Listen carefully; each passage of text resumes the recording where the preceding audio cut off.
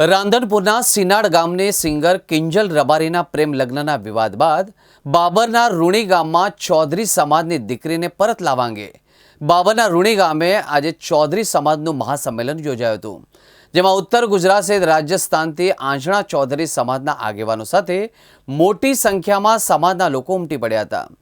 આ સંમેલન બાદ ચૌધરી સમાજના લોકો દીકરીને પાછી લેવા માટે ઓગણના ઉણ ગામ પહોંચ્યા હતા, જ્યાં ચૌધરી સમાજ અને રબારી સમાજ વચ્ચે જોરદાર બબાલ થઈ હતી।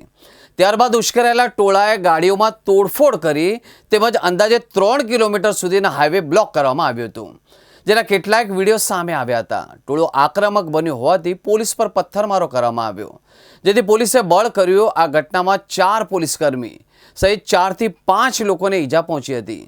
પોલીસે 35 થી 40 લોકોને ડિટેન કર્યા। ઓગણના ઉણ ગામમાં 2 સમાજ વચ્ચે માથાકૂટ થઈ હતી, જેથી ઉશ્કેરાયેલા ટોળાએ અનેક વાહનોના કાચ તોડી નાખ્યા। કેટલાય ઘરોમાં પથ્થરમારો કર્યો, જેના કારણે વિસ્તારમાં ભય અને ચિંતા ફેલાઈ હતી। આ ઘટનાની જાણ થતાં જ પોલીસે તાત્કાલિક એક્શનમાં આવી અને કંકુ ચૌધરીએ 1.5-2 વર્ષ પહેલા રહેલા ઉણ ગામના મહાદેવ રબારી નામના યુવક સાથે લગ્ન કર્યા હતા, જેમને સંતાનમાં એક બાળક પણ છે।